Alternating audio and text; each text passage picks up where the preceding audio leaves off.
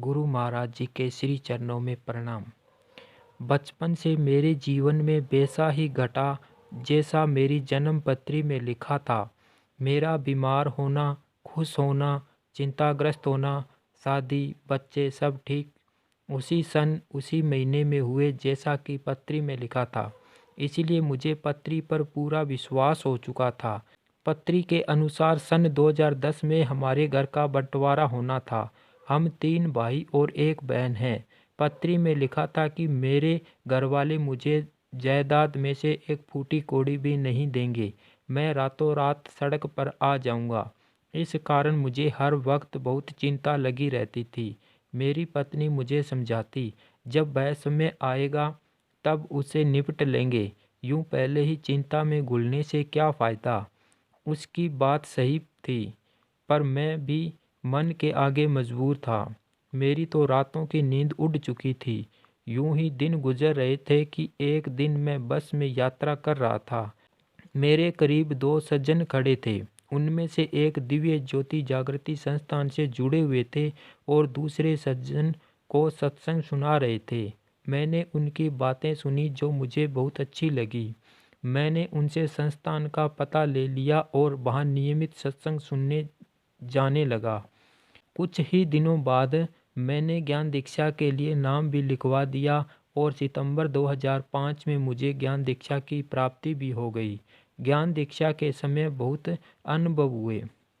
सबसे पहले तो बहुत तेज प्रकाश दिखाई दिया, फिर उस प्रकाश में पूरा का पूरा ब्रह्मांड नजर आया। उसके बाद एकदम घनघोर अंधेरा छा गया और बिजलियां कड़कने की आवाज़ें सुनने लगी। फिर एकाएक बारिश होती दिखाई दी। मेरे चित्त आत्मा ने भी मानो खूब रज रज कर उस बारिश में स्नान किया। इसलिए ज्ञान दीक्षा के बाद मैंने खुद को बहुत हल्का और फ्रेश महसूस किया। अब तो मैं नियमित साधना करने लगा। मन में जो डर था वह धीरे धीरे कम होता गया और एक दिन तो बिल्कुल गायब हो गया, क्योंकि अब मैंने सब कुछ गुरु महाराज जी पर छोड़ दिया था।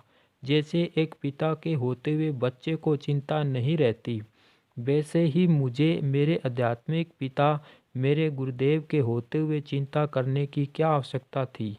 मुझ में इस बदलाव को देखकर मेरी पत्नी बहुत खुश हुई, प्रभावित हुई और उसने व बच्चों ने भी गुरु महाराज जी से ज्ञान दीक्षा ली। अब तो हम सब मिलकर साधना करने लगे। यूं ही साल गुजर गए और सन 2010 आ गया। अचानक से एक दिन मेरे मन में फिर से जन्मपत्री में लिखी बात घूमने लगी। फिर से घबराहट होने लगी कि मेरा सब कुछ छिनने वाला है। उसी हफ्ते के रविवार को जब हम सत्संग सुनने गए तो मुझे ऐसे लगा जैसे कि पूरा का पूरा सत्संग मेरे लिए ही हो रहा हो। प्रचारक दीदी ने कहा, हमारे जीवन में अच्छा बुरा जो भी घटता है वह प्रभु की रजा से नहीं बल्कि हमारे पूर्व कर्मों का ही फल होता है। यदि हम अपना भाग्य बदलना चाहते हैं तो इसका एक ही उपाय है, ज्ञानाग्नि सर्व कर्माणि भस्मसात् कुरुते तथा, यानी कि ज्ञान दीक्षा की अग्नि ही आपके कर्मों को स्वाह कर सकती है। इसीलिए खूब डटकर साधना करो। इन सत्संग विचारों ने मुझे फिर एक दिशा प्रदान की। मैं डर वर छोड़कर डटकर साधना करने लगा। कुछ महीनों बाद संस्थान द्वारा श्रीमद् भागवत कथा का आयोजन किया गया। मेरी और मेरी पत्नी की सेवा वहाँ लगी। एक दिन हम कथा में थे कि पीछे से बच्चों को उनके दादा दादी और सबसे छोटी चाची ने बेबात बहुत डांटा फटकारा। बच्चे डरकर साधना में बैठ गए। अगले दिन भी यही हुआ। हमारे घर से निकलते ही इन लोगों ने बच्चों को खूब धमकाया, गाली गलौज भी की। बच्चों ने मुझे फ़ोन करके सारी बात बताई। मैंने उनसे साधना करने को कहा। रात को करीब 12 बजे भागवत से जब हम घर लौटे तो माँ हमारा इंतज़ार कर रही थी। घर में घुसते ही बोली, कल सुबह नीचे आ जाना, सबकी मीटिंग रखी है। मुझे पता चल गया कि जन्म पत्री में लिखी बात सच होने का समय आ गया है, पर न जाने क्यों अब मुझे बहुत हौसला था। मन कह रहा था कि महाराज जी जो करेंगे अच्छा ही करेंगे। उनके होते हुए हमारा अहित नहीं हो सकता, पर फिर भी हमने अपना कर्म किया, पूरी रात साधना की और फिर सुबह मैं व मेरी पत्नी नीचे गए। घर के सब सदस्य वहाँ इकट्ठे थे। हमारे पहुँचते ही माँ ने कहा, देख पवन, हमें भी तुम्हारे दादा दादी से कुछ नहीं मिला था।